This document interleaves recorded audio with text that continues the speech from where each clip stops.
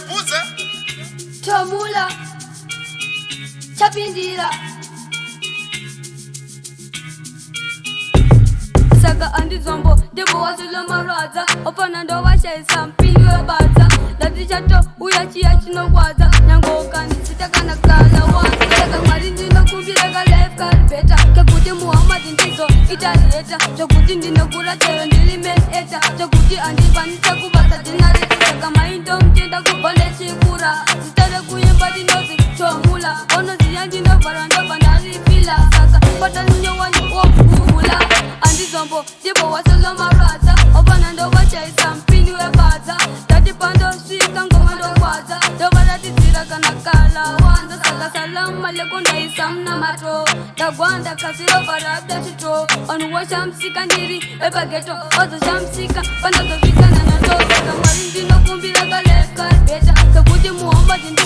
andareta Chokuti ndino kula chero ndiri men eka Chokuti anikwanise kubata jenaresa Saka maindo mtenda kubande chikura Nokuti zitare kwe mando zitomula Wanu wano ziziya ndo varando zila Saka pasta nyuwa nwoto kukula Saka andi zombo Debo wasilo maraza Opana ndo washaisa mpindi we baza Lati chato uyachi no waza Nango kani sitaka na Kalawanza Saka salamu alaikum ndaisa mna mato Dagwanda kasiro varabda chito Wanu washa msika ndiri ebageto Wazo shamsika panda kofika na nyoto Saka marindi no kumbira kalef karbeta Kekuti Muhammad ndizo ita andareta Chokuti ndino kura chero ndiri men ekta Chokuti andikwanise kupata jenarete Saka maindo mtinda kubane chikura Zitare kuyemba ndiyozi Tomula Saka zinori varanda vandari fila Pata nyuwanja tuwafukula Saka andi zombo Debu wasolo maraza Opana ndo washaisa mpindi we baza Chauya tia kino kwaza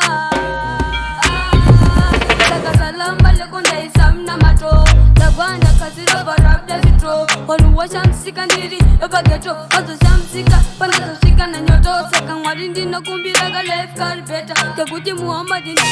andareta Chokuti ndino kura chero ndiri men ekta Chokuti andikwanise kubata jenareta Saka maindo mtinda kubande chikura Sitare kuyemba ndinozi Tomula Saka ono ziyande varando vandari fila Pata nyuwan saka uno kugula Saka andi zombo Debo wasilo maraza Opana ndo vachaisa mpindi we baza